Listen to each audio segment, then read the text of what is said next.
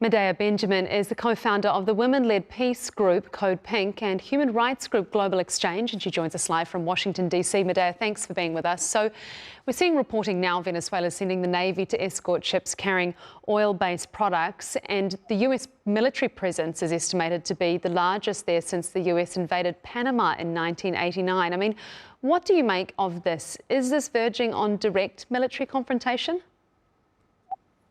Absolutely. We feel like we've seen this before in the lead up to the war in Iraq, and we saw how that turned out. And that's why the public opinion polls in the United States show the overwhelming majority of Americans do not want a war with Venezuela. We're seeing this as something that Secretary of State Marco Rubio wants.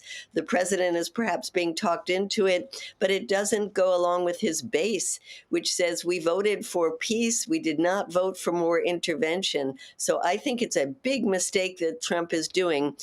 The American people don't want this, and it's not going to be a cakewalk like we heard it was going to be in the case of Iraq. And we're seeing lines come through just now from Reuters saying that Venezuela has requested UN Security Council meet to discuss the ongoing aggression. I mean, do you think that the international community is going to step in and do something here? Well, it has to. I have been working in our Congress where we wanted our Congress to step in, and they will be voting on the House side today on whether to stop the president because he doesn't have the authorization for the use of force. But unfortunately, it will be mostly along party lines.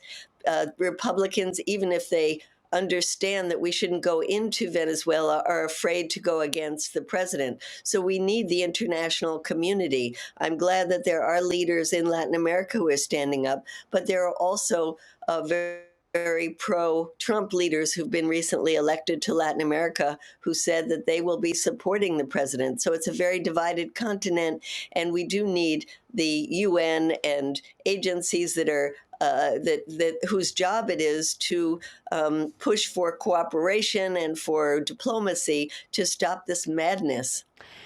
And Venezuela, of course, relies on oil exports for nearly all of its revenue. I mean, what would a sustained US blockade do to its economy, and what kind of knock-on effects could it have regionally?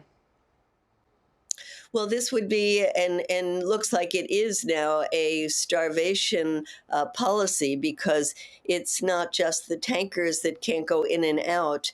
Ships that are carrying other kinds of goods will not want to go in either. It's too dangerous. They won't be able to get insurance. And we have seen how economic sanctions have already harmed the people of Venezuela now for decades now, which is why millions of them have left the country. And on the one hand, you have the U.S. canceling what's called temporary protective status for Venezuelans, mean they would have to go back to the country, the very country that the U.S. now is increasing the hunger.